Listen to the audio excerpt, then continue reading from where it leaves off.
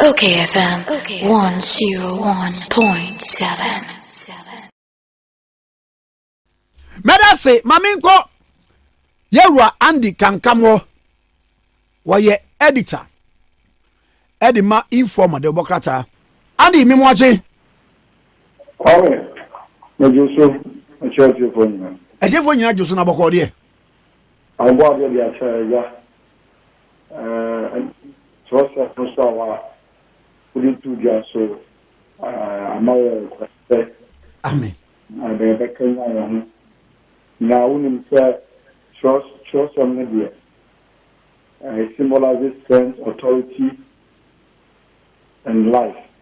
Do what you have to and now what the domina one ma chokunkun and what rest on and penny we labra bomo and yema obe ya do sema and koyi and she the dance say the bia before I started the program o kan choice no extra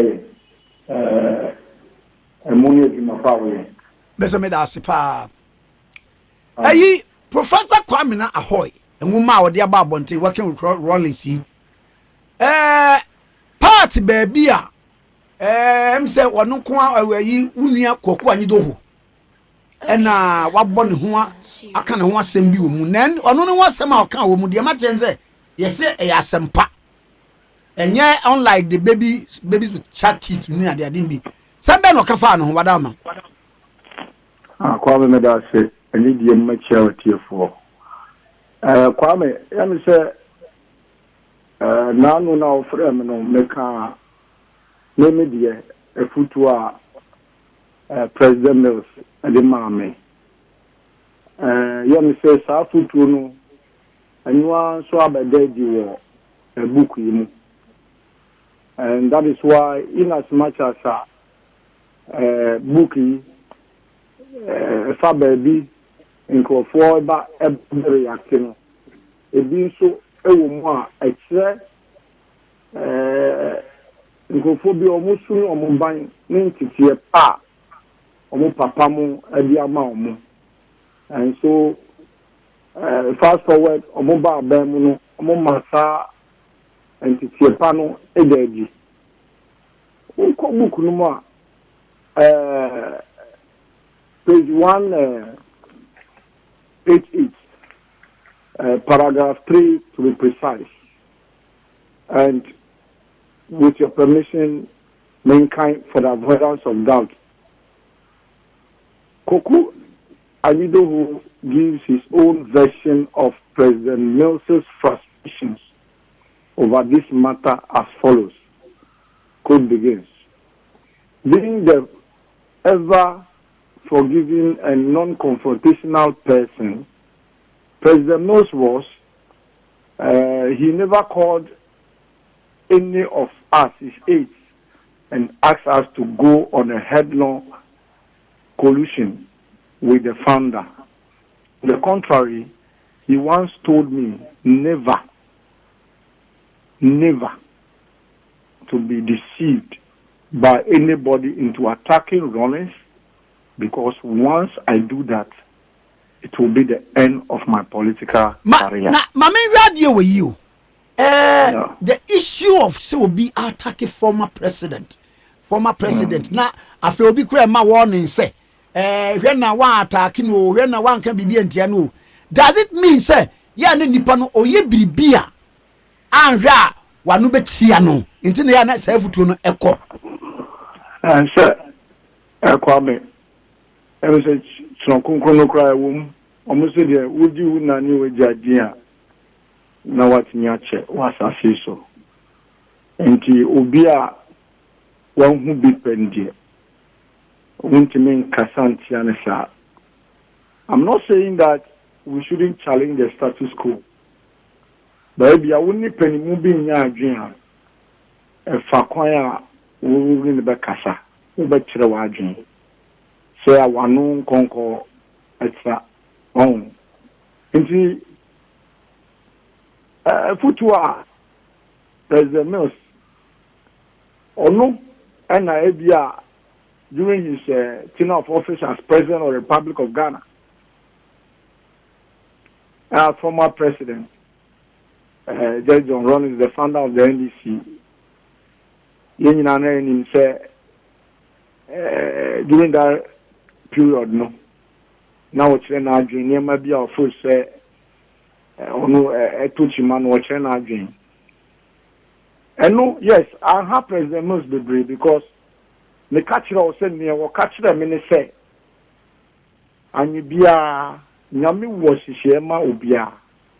But only Diano, the destiny now will realize, you know, Yamidifa, Chairman Rawlings, so on the two Safeno and the Noabe president. Yes, he may disagree with him, but one man non tra and conquer cancer beer.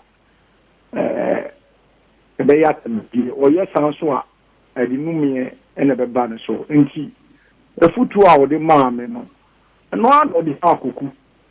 And Akuku so, and what is so, because any papa and mammy are more no, and to see a power more the man, also a dear Juma, into a neck. One thing this particular portion, the import of it is simple. So one, it depends on the loyalty between the two. Koku's loyalty to President Mills and vice versa. Because so being Pawasama, more food to see. Set Carter ya the Pacroach or Carter and say, or more Grumun say they should talk back at the former president or the founder. And almost all the members of the babies will shout thief. But Kokuno, future President Mills be man no or the Yejuma, and left President Mills or Tiasia Anka Nibuni or a prophet. Say ne, and Crawford almost all born Crawford no pass or Monconco di Biachem or Mabe Palmuntuma. Now, one other thing is say, Sia Tama Koka Ikoso, dear Kukwani di President Rawlings Atemno, and the one who are Muyon Kofa, a CP. What do you say?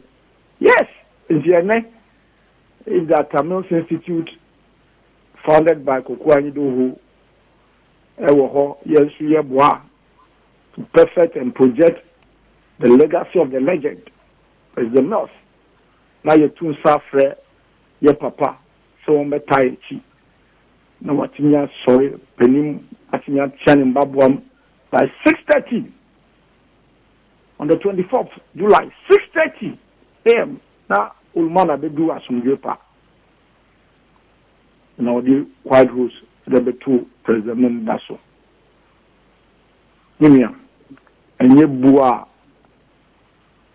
Kokuwa mana ana CBO Kokusu Oma ni hu ana ojaja ni hu ma mu recruit ni bia ema unu so kuka asem chia founder minya sure say otu safre ye papa Rawlings obeba inti Kwame that should tell you say minim say Koku nkrofo bi recruit ni de ebia eno de ono na beka. But the Koku who I know, family of him, ni papa, a very consummate, distinguished army general. You cannot talk or, say we through the history of Sudan, near my course, without mentioning the name of General Anidoho, very distinguished military officer. And that should tell you, sir, Papa, what it in my year. Mammy radio you, Mammy radio. Sabuku no will be say, and your book, Emuna, what cancer was a Kwame now, hoy. woni da andabudam bi abeka se de okcho on fa ne ho book no enye ne kore ni another breath na je book no du ba bi a eniema bi ye facts du ba bi nso so a ebi nye facts ana okay sir book ma ka se ni o kafa ankrofo ho no omo se nye sa. That is one breath. And because their integrity repetition is at stake.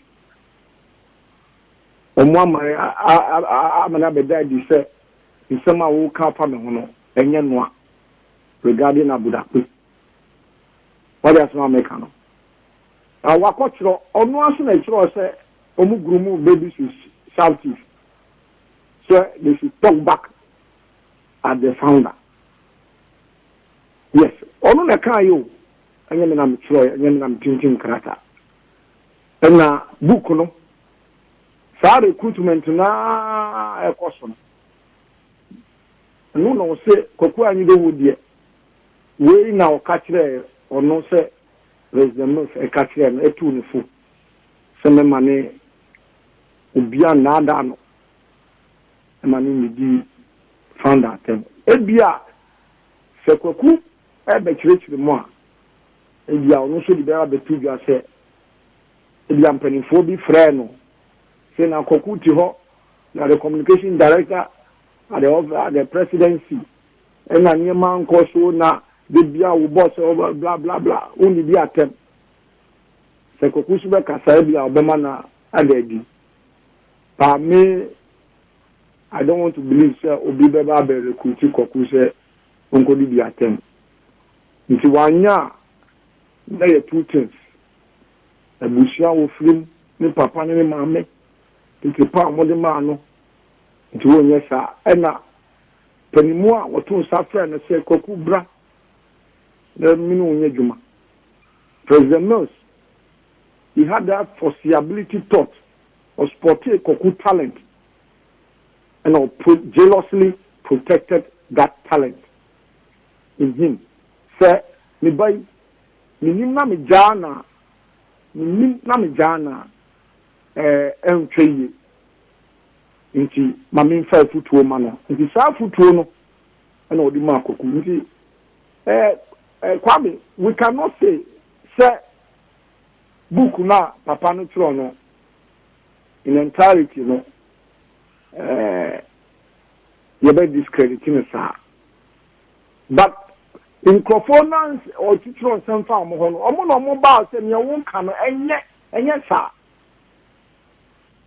nti anu enku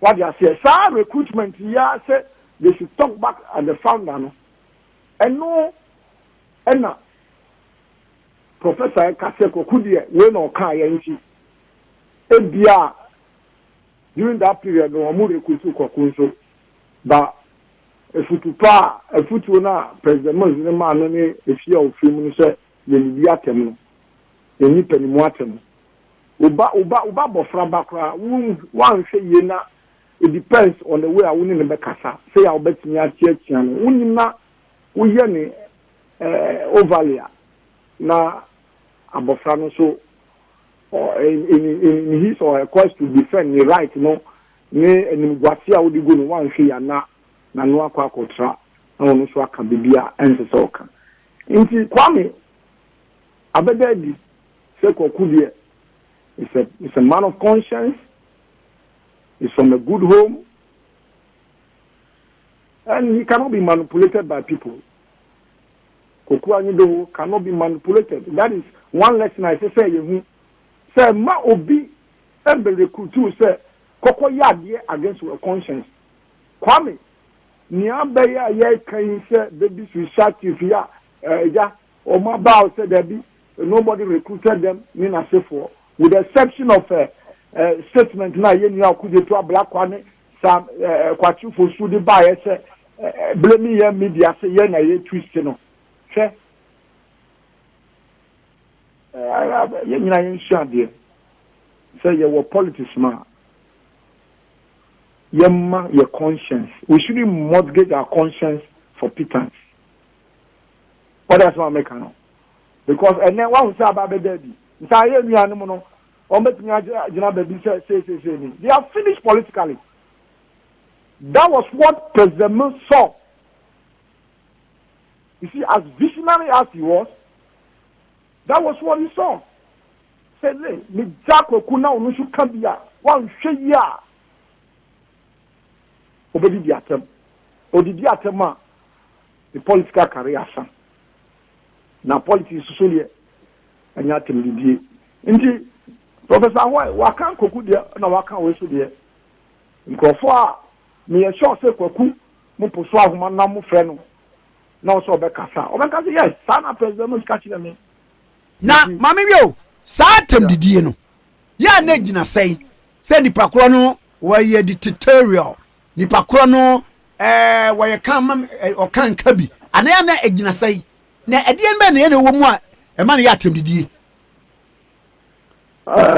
Kwame in America no when you be nyadua fa kwaya as I say uni ni panakasa and say school yeko yi nan who can say ye book critique omutimi di topic be my you should do a critique of it so when ni pan nyadua nkra according to say debate either you are for a position or you are against the position in Chirasa obedi diatem and obed kasema because we are taking position binti na wa kasema agu the other side na ni mase ayi just wa meka nyame kan say se uja wo hu nyama because me catch the last me and kankam me social media me Facebook me nim say amumu ye no da kwabra nti me ko creative fake Facebook account na o matro niema fa me hu se me na me ko kan ye na nkofo hom afa me hu tan nti Kwame ebia because of principle me so mama me ho kwan so obi use me because me papa Kofi Nro awofri jache si awotete me enu mansa awofri bono iti pa mo de ma me ni my association with impenifo am ni o mo koba o futu am de ma me president must be maka so catch them say and I like your passion for nation building and the way you are defending me in yourself for but could be attempt sometimes in kokwa you know you be attempt that but you communicate forcefully and it's always on point. If you are not, because he's a communicator. And when it comes to political communication, you must gauge it and make the impact. As I say, rocket, yeah, I take you off. So, in his verbs and finesse, what they communicate, you know, if you are incorporated and then misinterpret it to be said, would it be a term? But I can't think that. You can Google and say what did you be at him that? He communicates forcefully, he communicates without power, because listen, he knows how to communicate. And that talent, you know, I mean, when it comes to Okwanido, Mikaisa Abra Professor, I won't know who you. Oh, Minkai HF for near Bush 4 years, but Ghana, ye hear papa. Professor Uno. And I'm in funny currency. National Theatre. Koku ye, what young Kunyabi or Hona, hey. Now, Koku knows what we actor. Hey,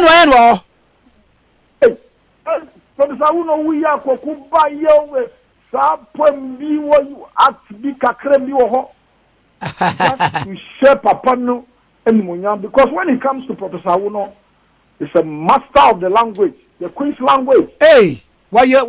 Professor Uno, when he said he was once a speech writer for His Excellency John J. Rawlings.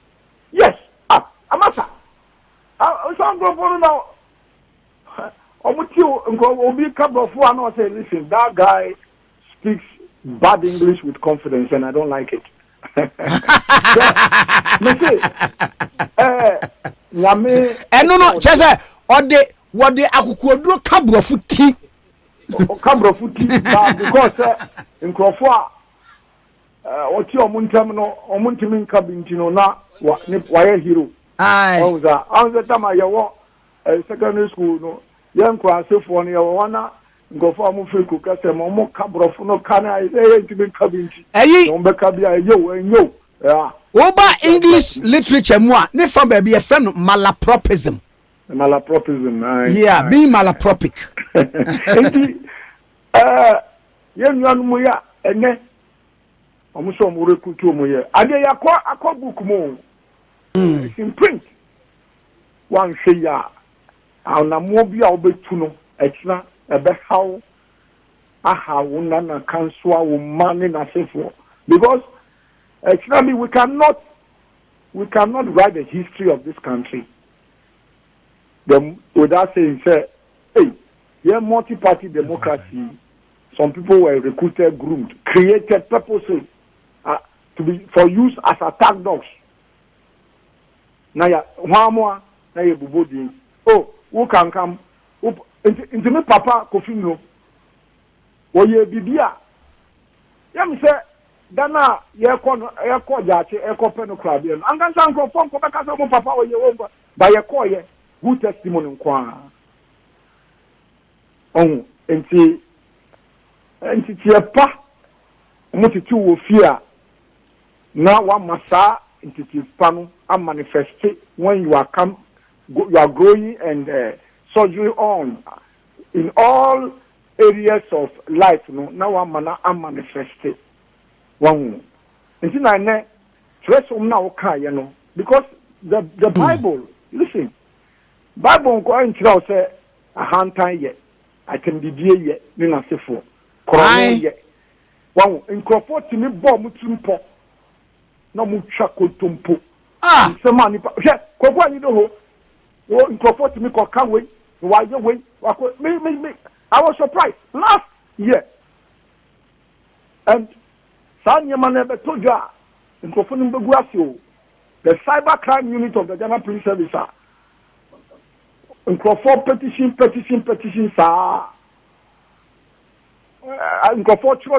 so I can't wait port away or report you officially to the police service so minya is Sanya mani nyina koku edi betuja na odi edi ni tuja ayi ngwasie nti ye memunu na ye wo politics mu no sebio ahantan yenyin free abrabom atemdije yenyin free abrabo ye me say politics ye no it is just contestation of ideas ba me de ene minka enwa me ho okwanyi do ho onka enhwa ne ho nyankumpon chedi ampoya wo bonu ba wi ase asase so no ono na obeka ase na mimoyam se chedi ampoye the summit fell empire me bomao because I manifest righteousness I abhor lies and wicked evil ways against people my heart is pure clean and I stand on your authority, the authority of the word. And there was a shame, sir. And then I better be sir, Omubonkrophobi pass Omunidiatama. Maybe a name come home. Na testimony to Yabano. Asida, Unkuto, and I'm a dear Damao. Mr. Kwame, Mama Yang, Shay, Yanima, Yantina make us a Kwame, election I yakui. In Panimfo Kukuda Makasa, Professor Kakarimu Nyina Kasa, Mefuaso. You know, the media, we have a role to play going to this election. We shouldn't give people the platform. We shouldn't give them the oxygen to breathe life into their, politics are at the that's why I saw a section beyond the editorial policy. But Nkopo no ba ye ba be trap adwin masa usi ya ntwa ba ma na ba power wo so say mo ntwa ba me na me continue adekonti a monka sa asem no chire Ghana for no monka anya temdie is about superior policy na sefo okay na wunu azik mu nyina